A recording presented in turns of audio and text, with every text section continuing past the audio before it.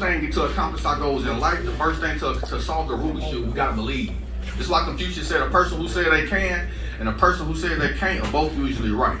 All right, so after we believe in ourselves, right, this brings us to step number 2 of solving the Rubik's Cube. Step number 2 of solving the Rubik's Cube, step number 2 of solving your life is to solve your cross. Now, solving your cross means to identify your why, your reasons. You know, a lot of people got different reasons of why they want to become successful in life. You know, I'm a parent. I got 2 beautifully troublemaking babies. And if any of y'all parents, y'all know that y'all are willing to do things for other people that you would not do for yourself, right? So I'm a parent of 2 beautifully troublemaking babies.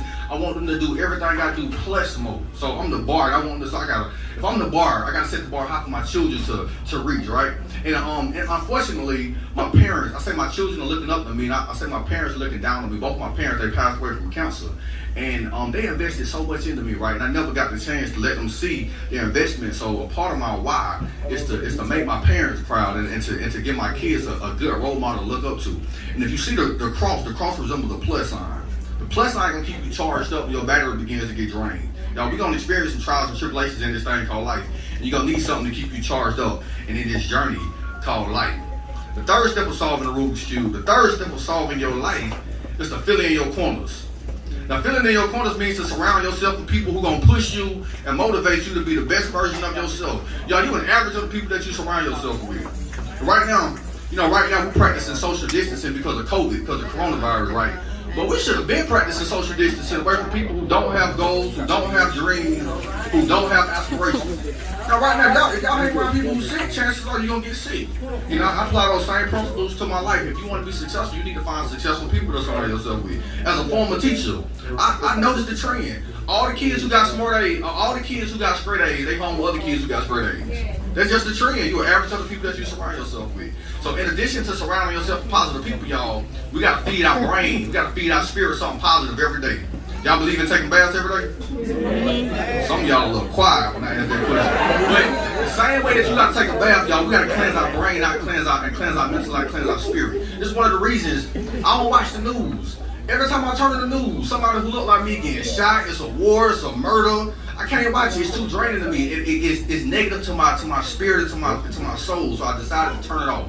I listen to motivational speeches on a daily basis. Les Brown, Zig Ziglar, Jim Rohn, Eric Thomas.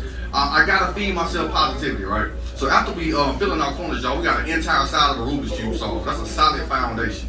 Step number 4 of solving your Rubik's Cube. Step number 4 of solving your life is to take it to the next level. So can I get everybody in here in unison? Can y'all please say take it to the next level? Take it to the next level. Now taking it to the next level simply means to continue to grow, to continue to get better. Y'all know we're in a college town. I read this quote. It said the average college graduate, they read 1 book in their lifetime after they graduate.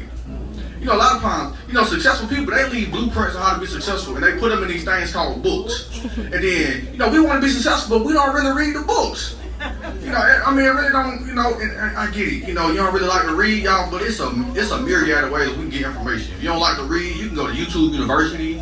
You can watch anything on YouTube. If you need a coach, get you a mentor. This is no excuse for not taking in new information and not taking in knowledge. There's always a way that we can become a better version of ourselves, y'all. We should never get to a point where we feel like we made it. The day that we stop getting better is the day that we die. Alright, so after we take it to the next level, I don't know if y'all can see this right, but we got 2/3 of the Rubik's Cube solved. We almost there. And the 5th and the final step of solving the Rubik's Cube, the 5th and the final step of solving your life is to see the bigger picture. Now, seeing the bigger picture simply means to keep your commitment to your commitments. A lot of times people set goals and they have these dreams and they have these aspirations and they get sidetracked by frivolous activities. And this was me. I remember I came to FAMU in 2009. In 2011, I had dropped out of FAMU. I went to another university, Georgia State. I flunked out in Georgia State. As a matter of fact, I got the lowest GPA in Georgia State history. I got a 0.0. I was getting reparations, just collecting checks. But then I started waiting tables and I heard a man by the name of Les Brown. He said that just because you fail, it does not mean that you are a failure. You can always bounce back from your trials and your tribulations, right? So in 2013, right, I decided to keep my commitment to my commitments. I came back to FAMU. I was blessed and fortunate and highly favored. I got my bachelor's degree. A year later, I got my bachelor's degree. I was like, cool, it's time to take it to the next level. I was blessed and fortunate and highly favored. I followed these steps, and I got my master's degree.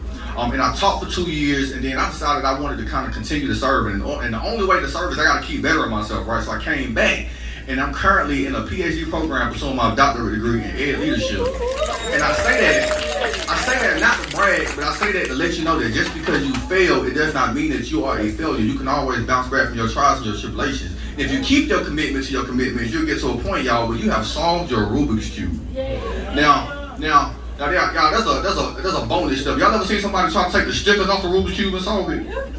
If you take the stickers off the Rubik's Cube, all you do is end up with a ruined Rubik's Cube. Now, in life, if you try to find shortcuts in life, all you do is end up with a ruined life. Y'all follow these steps. Number 1, believe in yourself. If you don't believe in yourself, don't expect anything to happen for you. Number 2, solve your crossing. Know your why. Know why you're doing this. Step 3, fill in your corners and identify people, positive people in your circle who you want to be like. Step 4, continue to grow. Continue to take it to the next level. And step 5, keep your commitment to your commitments. Y'all, I want to thank y'all for allowing me the opportunity to serve today. If you like